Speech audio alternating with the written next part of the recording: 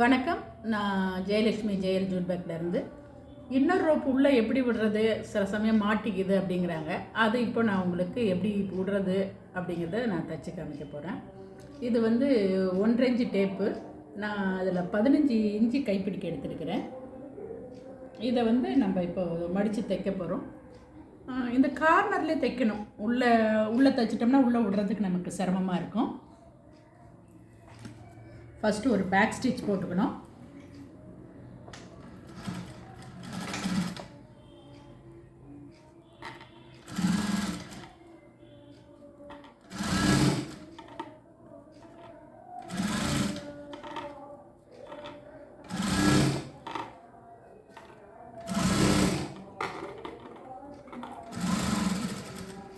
வெறும் முடிக்குள்ளேயும் ஒரு back stitch போட்டுக்கணும்.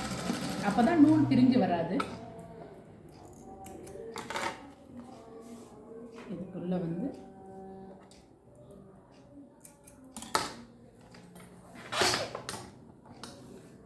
நம்ம வீட்டில் எல்லார் வீட்லேயுமே இதேமாரி ஒரு நம்ம ஸ்க்ரீன் போடுற இது இருக்கும், கம்பி இருக்கும். அதில் நமக்கு தேவையான அளவு கட் பண்ணிக்கலாம். ஒரு கார்னரை நான் கட் பண்ணிவிட்டேன். ஒரு வளைவு மட்டும் வச்சு இந்த நூலில் ஜாயின் பண்ணி சின்னதாக ஒரு டேப் சுற்றிருக்கிறேன். இப்போ இதை நம்ம இதுக்குள்ளே விட்டு எப்படி கட் பண்ணுறதுன்னு பார்க்கலாம்.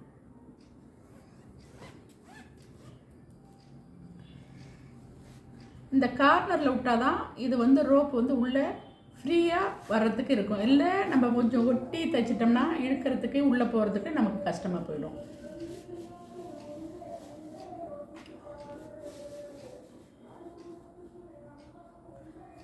பாருங்கள், கார்னர் வரைக்கும் விட்டுருக்கு. அவ்வளோதான் நமக்கு தேவையானது.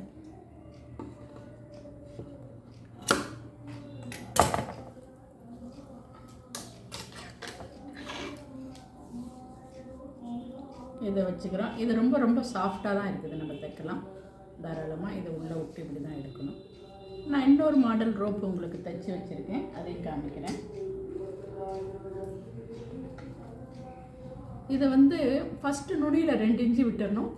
இந்த பக்கம் 2 இன்ச்சு விட்டுறணும். விட்டுட்டு நம்ம முன்னாடி தைச்ச மாதிரியே கார்னர் தைச்சிக்கிட்டே வரணும்.